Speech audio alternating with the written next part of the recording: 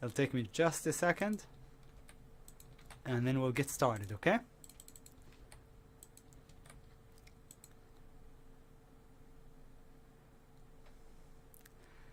And I think we should be live on Facebook. Hi everybody, welcome to our weekly video. I'm Sami Abu Saad, Director of Education at T3 Live.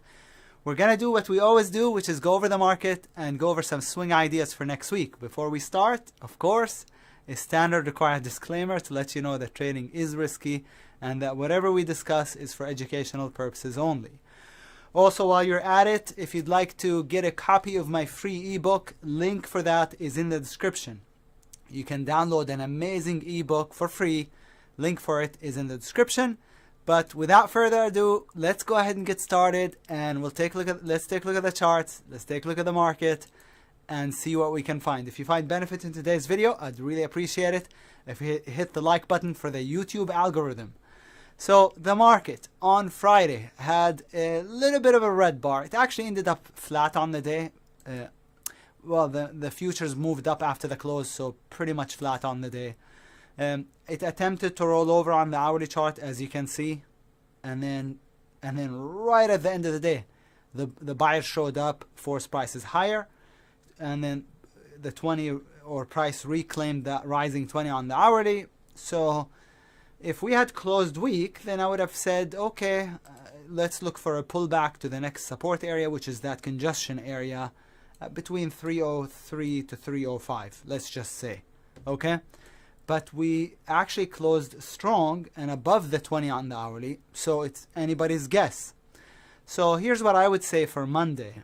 If we take out Friday's low, which is 307.60 on the on the Qs, then I'd expect the market to have 1 or 2 red bars, okay? After that, we probably get a doji bar, and then, you know, if we come in here and then we base, that would be a sign of weakness, because this will be viewed as a minor base breakout failure, okay?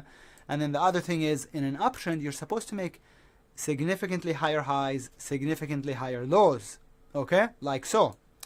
This last run up, if this is it, then that would be a sign of weakness a bit, if we don't continue higher here. So my point here is, let's wait for Monday and see if we take out 307.60.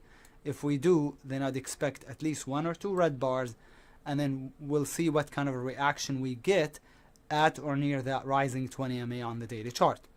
We had that pullback the other day, and then the reaction was positive, was bullish at the 20, and then the buy setup worked. This is called a pullback or a buy setup in an uptrend. Totally normal. In fact, it's healthy. When the stock keeps going without a pullback or the market, that's not healthy. So in this case, it's actually totally healthy. But for Monday, it's anybody's guess. If we break 307.60, then I'd expect a small pullback. Otherwise, continue to be bullish. Again, otherwise, the bias should be bullish. The SPY went ex-dividend on Friday, so that's why you see a bit of a red bar, but still bullish. We have a rising 20. We have an uptrend. You know, there's nothing really to add by looking at the SPY. Remember, I've been saying on the monthly chart, if the monthly bar ends up being a narrow range bar, which it has so far, and then in January we break under it, then that would be a peekaboo new high failure. Okay, it would be like a, you know, almost a breakout failure. So it would be bearish if we ended up closing as a narrow range bar and then broke under the narrow range bars low, but that's not until January. So let's wait on that until January, okay? For now, I want to go over the swing ideas for you, with you. And if you'd like to, instead of having to type it up, I obviously, as always, copied and pasted this list for you in the description of the video. So if you'd like to go over, copy that from the description, and let's go over it together, shall we? Bullish and bearish list. Some amazing ideas for next week. First, the Clrb. This is really, really bullish. So it's a little late because it actually triggered on Friday up here, okay, over 220. But if you look at the weekly chart, that's a breakout plus a 1, 2, 3, or 1, 2, 3, 4, you can say. So I like it higher over 235. Ideally, we want to see it clear 247. But even just over 235, I like it higher with a stop under 180. How much room does it have? First resistance area is around 333. Second target, who knows, $5, could be even more. So the Clrb, that's the first idea, which is off of the weekly time frame. EBON is not really my type of play. I don't play stocks that are in a downtrend unless they're very, very extended or after a gap down. But in this case, it's a double bottom also. See how it reached the prior low and it double bottomed, and it's trying to break out on the hourly chart. So check out that hourly chart. It looks beautiful to me. Over the base, stop under the base, and then target about here. So it has a pretty healthy target. Next on the list is a SPAC stock, I'm sure. It's the warrants actually. It's FIIIW.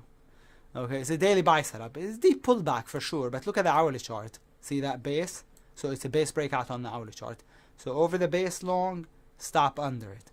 The entry would be over 252. Stop would be under 230. About a 23 cent stop. Target where pain started for people, where the drop started. So it'd be 299 or up here, okay? So that's the FIIIW. HEPA is similar to the EBON, the EBON. Had the sell-off, and then it's trying to break out over the base on the hourly, stop under the pivot, and then I would target probably 250. That's the resistance area on the daily chart, the 200 MA, and also where pain started for most people, where that sell-off started. Okay, that's where resistance is. LXRX is a 1, 2, 3 play. 1 being the igniting bar, 2 being the resting bar, and if on Monday we take out the highs of both bars 1 and 2, whichever is higher, and as you can see in this case, they're equal, 357, 357. Stop is under 329. Target around 410, $4, let's just say. That's 410. Let's just say $4. And then it could keep going, but that's the first target area. Okay?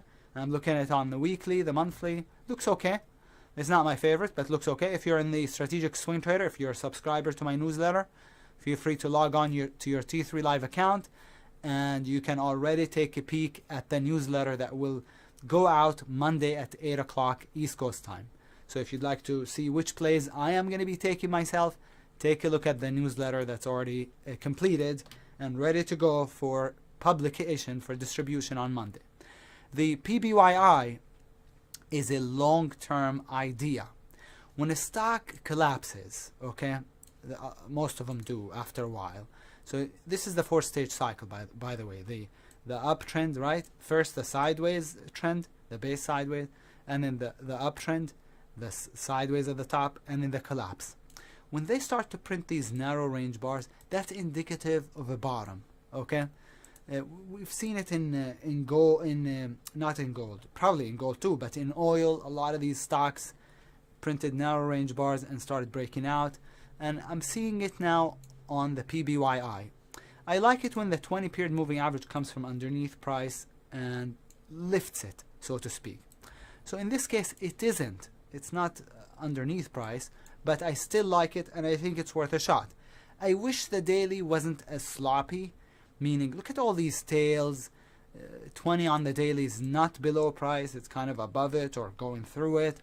So I wish it was a little cleaner, but it is what it is, and I like it. Over 1154, stop would be under 1025 as a long-term play.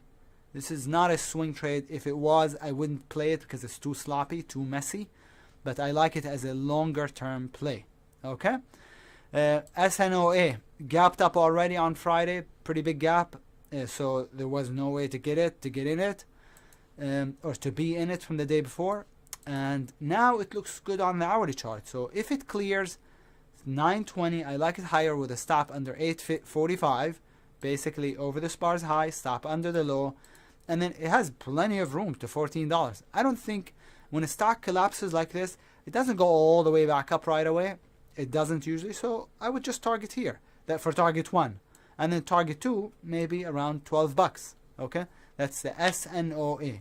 It would only be valid if it took out Friday's high. STON, very, very bullish. Reminds me a little bit of the Clrb. Let's take a look at the weekly chart. I bet you it's the same. It is almost the same. This broke out and worked already, and this is just, it's pausing here a little bit, so this is just a way to get in it. Would be over this bar's high, over 175 or 187, whatever you want. 187 would make for a larger stop, but a more secure entry. Stop under 152. Okay, on the STON, target almost $4, the 200 MA on the weekly chart. STSA, I played it and it didn't go. Okay, and I killed it. I killed the play. But I still like it, believe it or not, because it has, you know, if it breaks out over the base, we've seen a lot of these big gaps like this, and then a base and breakout. I played the Clrb 2 weeks ago, I think, and then in one day it went up 80%, I believe. I took it, I exited the same day because it went climactic, trailed it bar by bar. But a lot of these big gaps, sideways base, and then a breakout. We saw on Friday was the CRBP. Started to pop, and I traded it as a day trade, and it looks good for Monday actually, but it already broke out. We saw the ATXI 2 days before, same thing, big gap down, collapsed, went sideways. The 20 MA hooked the price, right, started to curl, and then we got the breakout. And so, I mean, in 2 days this thing almost doubled, right, from 375 it went to 730. So that's the same idea on this STSA. I like it over the base, over this bar's high, over 518, stop under 445, and target could be almost $8. That's 940 on the STSA. Last but not least is the Thcb, probably another SPAC. Triggered a buy setup already on Friday, but I looked at the hourly chart and I like it. Over this bar's high, stop under the low. Don't even need to put it all the way under the base. That would be safer. But you have to, you know, trading is all about weighing the odds. It's not always about doing what's safest. It's also not always about taking the riskiest plays. It's always about keeping a balance between risk and reward. So I think if this breakout bar gets negated, I wouldn't want to be in it anyway. So long over this bar's high, which is 1435, stop under 1350, about a $1 stop, and target where the sell-off started, around 16.25. So those are the bullish ideas for Monday. Here's the bearish ideas for Monday also. The AIV. AIV, I believe, has been my best play this month. Can you believe it? I know it looks as though it didn't move. It actually moved a lot. I mean, take a look at this bar. That's from 650 almost to 480. Okay, so let me go change the scaling a little bit. It looks, these bars look very small because the stock had a spin-off and it dropped from 40 to, you know, $4 or $5. But I believe this was my best last few days. I believe this was my best trade, and this is month-to-date gains, and then the top is AIV. Yep, $12,000. I've traded it 3 days in a row, 4 days in a row, 4 days in a row, ever since it gapped down. Day traded it, that is. Now that it's been basing at the bottom, if you look at the hourly chart, that's not bad. As a short under the base, which is 440, stop above the base, which is 470, let's say, 468. So because it's based, now it has a swing setup.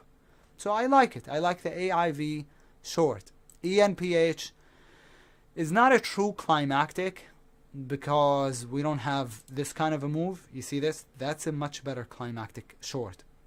But this ENPH has just been on fire. I think it's probably still higher. Now, can you play it from here? Can it pull back to there and make $20?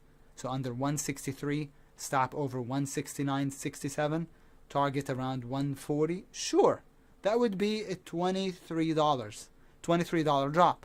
I don't think this is ready to collapse like some of these climactics do, because in order to have a real true climactic, you need to have multiple bars up, and the bars need to be getting progressively bigger and bigger. Okay, like so. If you have this kind of a picture, then yes. Okay, if you have this kind of a picture. but we don't have that picture, so I don't think this is going to collapse. Sometimes, honestly, you never know. Sometimes it ends up being the top, and you look back and say, oh my god, I wish I got it, because it goes from 160 before you know it, and it's $50, and you say, oh my god, that was it. So I like it more as a swing, not as a long-term play. Okay, the ENPH from 163 to 140 or so to the 20 MA on the daily chart. HTOO is a new stock, but really bearish. Right out of the gate, IPO day, drops from 48.50, and it's been basing at the bottom. Very, very wild stock, not usually really my style. I like to do the less wild stocks, the more stable, under the base, stop above the base, target, who knows, it's at all-time lows. There's a void below. Obviously there are no reference points below, so who knows, you'd have to just trail it bar by bar if it were to break under the lows. It would have to break first. NERV is also really weak. I had a call on it short last week, and like one of these days in the newsletter I published a call on it, and had my order in the system, wouldn't trigger. But I still like it. It went up a little bit, so I canceled the call, and now it's looking like it wants to trigger. So I like it short under the base, stop above it, and then target will be the bottom of that bottoming tail, so around 181. Okay, looks good. So I always like it when I see a big base and then a small base below it. It means the stock is not able to go back up. So that's a very, very bearish picture. Again, large base and a small base below it. Very, very bearish picture. So NERV is one of my favorite shorts. And NKLA is already an open position in the newsletter. We already took half because it reached the prior low. In fact, it broke under it by a little bit and then bounced. So that was target one. It was a daily sell setup right here. So it was a daily sell setup. That was the trigger bar. And then it gave us a 1, 2, 3. So I added to it short. And then it reached target one, bounced a bit, and now it is doing another sell setup, but on the hourly chart. So under the base short, and then I'm putting my stop over the base. So if it takes out 1650, 1643, I believe, 1743, I'm going to be out, the back half. But under the base, you can get back in or add if you'd like, okay?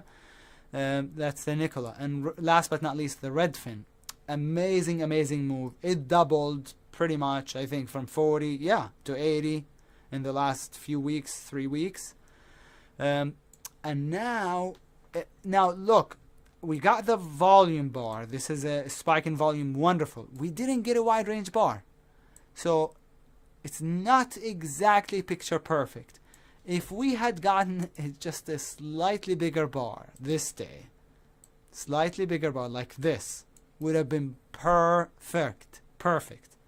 But we didn't. I still like it enough to play. I already called it short on Thursday under this bar's low, under 77.20. Okay, this is 77.20. So it already triggered and it's already an open play. I did not like how bullish it was on Friday. It stayed at the top. Okay, so that's a little scary. I may take a stop on it on Monday. But if it rolls over and breaks under prior bar's low, I think we'll see it drop to $60. That's what I think on the Redfin. So if I was not in it already, I would be looking to short it under 74.60. Okay, but I'm already in it. I may add a little bit. We'll see. I just hope it triggers. I hope it breaks under the prior low. This reminds me of the JKS. It went from like $20, really from $19 to I believe $90. Let's take a look. Yeah, to $90 without ever taking out the prior bar's low. How about that?